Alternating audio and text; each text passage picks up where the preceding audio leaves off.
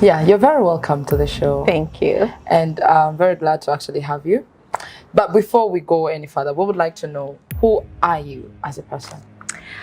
Who am I? Yeah. My name is Jacqueline Kansime. I'm an actress, I'm a commercial model, fashion entrepreneur, and most of all, I'm a mother. Oh, well, that's beautiful. So, Jackie, as you've said, you're an actress. For how long have you been in the film industry? Not very long. I did take interest at some point while I was still in school, but that was just for fun. But taking on film as a profession, as something I really want to do, is about late 2018. Yeah. Okay, so as a woman, I believe there are very many challenges in this industry since it's dominated more by men. It has more men in it than women. I would like to know, what have been the challenges that you've faced since this whole thing, since you joined the industry? With most people have gone through really grave situations in the industry, but I've been a bit lucky, maybe because I got serious about it when I was a bit more mature. I've been quite lucky, I must say. Yes, the challenges are there, but not I was raped, not I was used, not that kind of thing. The kind of challenges I faced is I came into this and I wanted it so bad.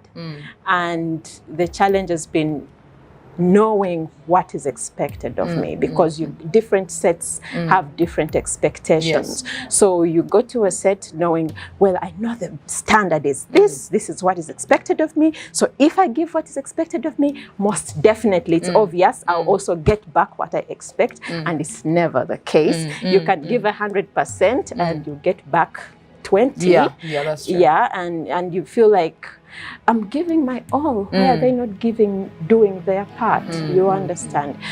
Those are some of the challenges, and of course, the usual. The industry is growing. Yeah. To collect yes, we're giving you exposure. We are giving exposure. Those kind of things. But I've understood that sometimes you don't have to look at the money only. So I've gone into every project intentionally. If I do a project, it's because I've chosen it. It's because I've weighed all the options. So even when I've not been paid that much, it's either a story I really, really was interested in, or it's a director I really want to work with, or it's the cast that I want to interact with. There is always those other things that you can look at and be like, well, it's a project that is worth it, even if I'm not paid that much. Okay, well, that's nice. So I want to know, before you choose a character, what do you usually consider to choose, like a character, or even that it be a project, before you choose to work in that project or with that director? What do you always consider? I think I get selfish sometimes. I want to work for a person, but I have to also gain something from that project. So it's not a matter of, oh, I want to be on TV or I want to be on screen. Well, I've been there, done that at least. What I want is, if I'm going to do this project, what am I getting out of it? Am I going to learn something new, maybe about the industry, or am I going to grow my craft as a person? Is this a director that is going to teach me something new? Is this the kind of cast that I want to interact with? Those are some of the things, because most times when I'm doing a project, I'm curious to know who else is on it. Not just the director, producer, blah, blah, blah, but even the other actors. Because I mean, there are some sets you can go to and they drain the life out of you. Not because the crew, the director himself or the producer, but the people you're working with, you know. Some people can be catty and all that. So if it's going to be an environment that I'm not going to be comfortable with, I do not work. If it's a character that doesn't excite me, I don't work. So I just take on a project knowing that it's something that is going to get me excited. Okay, so for the latest project that you've been in, what was your role in this project, and why did you choose to work in this project, and why that character? Okay, I don't know if I can tell you all my reasons. You're very free to do so, but I can tell you all my reasons. You can just I took on the role of Hatima. I didn't much as choose it as it chose me because it came to me really. I didn't read the director didn't say, oh, read through that script and tell me which role you want to do. No, they told me this is the script. We want you to be Hatima. Read through it and tell us what you think. And I was pretty excited about Hatima. She's a Muslim lady. She's a very interesting character. So I just fell in love with Hatima like that, and we chose each other. Okay, well that's really nice. How you transform from being this Jackie to Hatima, like, just how did you play around with these two people, because they are two totally different people? Yes. So how did you transform from being Jackie to Hatima? It's always a process.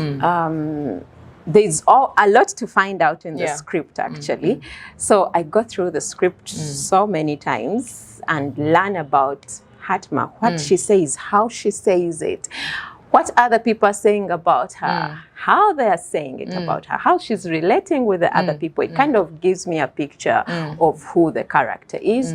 And then also have to make up things. I have this thing I like to do to create my whole character. I just sit with myself and imagine. Okay, from this little that I've got from the script, I create a, like, I believe the character in a script is actually a whole human. Yes. With a soul and a spirit and everything, and beliefs and a past and all those things, because most times the things we do are engineered by our past sometimes, our experiences and all that. So to give my character depth, I have to make up all those situations. How was her childhood? How did she grow up? Does she have parents? Does she have many siblings or a few siblings?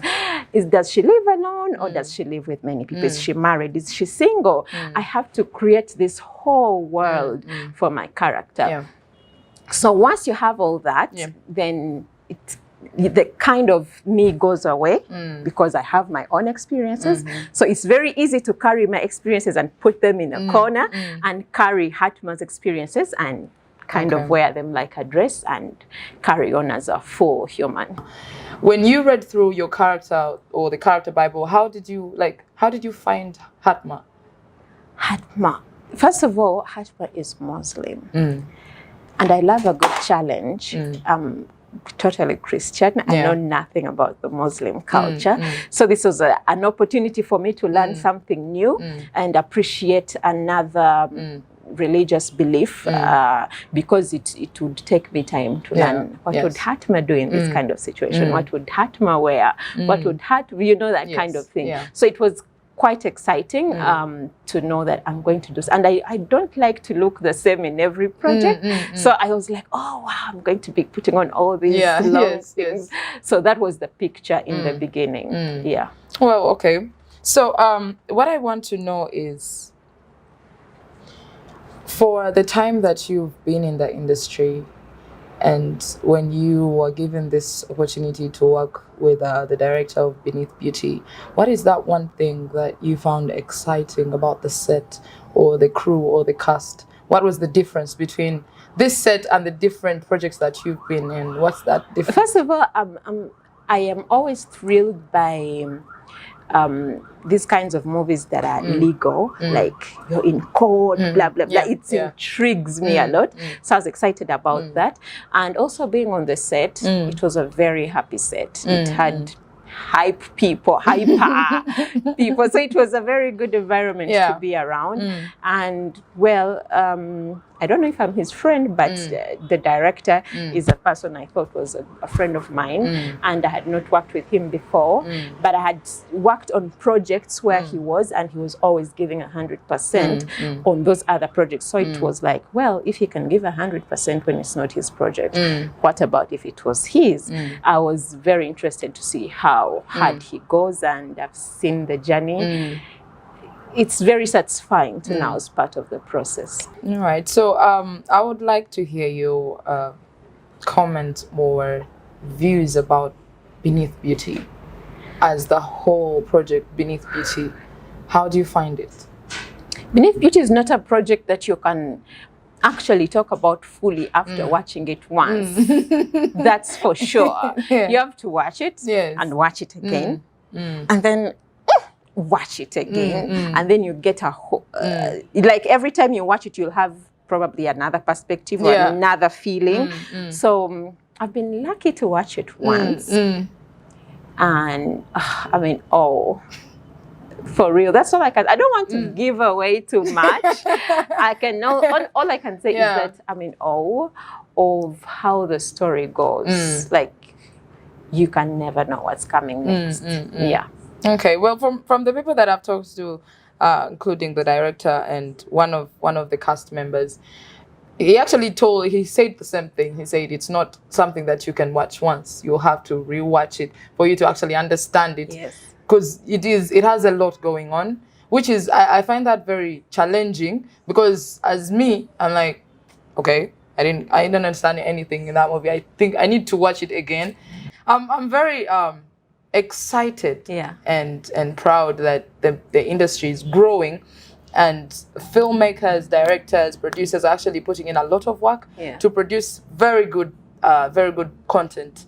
And when I was talking to the gentleman, the way they were talking about Beneath Beauty, I'm like, is that really a Ugandan movie? Like, it's not really a project for lazy watchers. It's not one that you go to the kitchen and be washing your dishes as you peep. No, you've got to sit down and watch it and pay attention, and you've got to be present.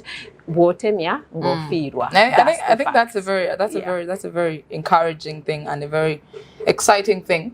So that means we really have to watch it. Like, we can't wait for it to come. If likes the other kind of things of, they tell you the story, they rewind it for you. It comes in slow motion so that you can get the idea. No, it's not going to. So I find it very, I don't know. Me personally, I would really want to watch it so much. Like, I can't wait to watch it, because I believe it is something really beautiful. From everything that they've told me about it, everything that you guys have been sharing about it, it sounds like something that I have to watch, and everyone has to watch. And I was told that it's going to be premiering in November on the 25th.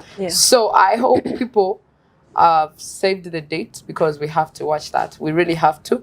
And I can't wait. But what I want to hear is, what should we, the viewers, or what should everyone expect from Hatima in Beneath Beauty, and also the whole project? Well, what I can tell you about Hatima is a typical human. She's Mr. Kagwa's secretary, if I can give you a little bit of a sneak peek. She's Mr. Kagwa's personal assistant. Very loyal lady, very hardworking lady. She puts in 100% on her job, like most of us. But even the best of them, even the most loyal, always has an agenda. I mean, we all do. I mean, at the end of it all. So what is Hatima's agenda? That's what you need to find out. Okay, well, that's very, you're like, okay. I can't wait to get my hands on that. But it has been really beautiful to have you. I really enjoyed it. And if there's any other remarks that you would want, the last remarks you would want to give our viewers, or... What else would I have to say other than telling them not to even think about missing the premiere? Let me even look you in the eye and tell you, if this is going to sound cocky, but this is a fact. If you know what's good for you, if you want to have a good time, see a film like you've never seen before, come 25th November 2022, this very year, we are having a premiere at Theatre La Bonita. You cannot afford to miss. And I'm not just saying this, show up. Actually, if you think the kamane what start saving now, if you're there is a cocktail that is going to be there. Basically, it's a real red carpet experience. Come through. Come through. I mean, they have to. I have to, because I have to come through, because I have to like experience this whole thing with you guys. So I will be there. That's for sure. I definitely will be there. It's a red carpet experience. Don't come in slippers. It's okay. Dress up. It's okay, but it finding was the outfit. I'm a fashion designer. Okay, I think I should come through and we talk about it. But it was really fun having you, and thank you very much. Thank you so much for having me.